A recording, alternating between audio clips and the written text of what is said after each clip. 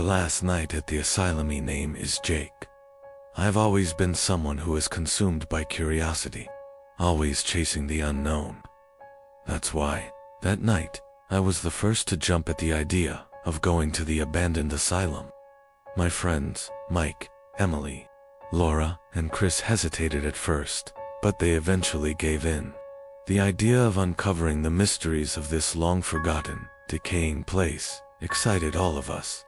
But none of us knew that once we stepped inside, we would never be the same again.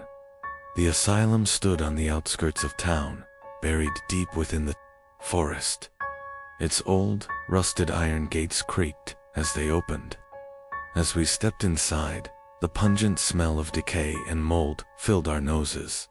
We had a few flashlights and cameras with us. Mike brought an old camcorder to document everything. As we adjusted to the darkness, the echo of our footsteps in the empty halls felt like whispers creeping into our souls. As we walked through the corridors, the silence grew heavier.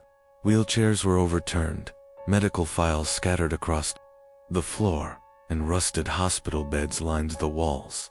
But the most unsettling thing was that some doors were still locked. We couldn't help but ask ourselves, who locked these doors? After exploring several floors, we found a staircase leading down to the basement.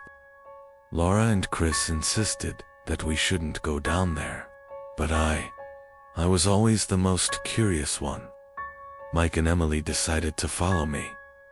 As we descended, the air grew denser. It felt as if something didn't want us there.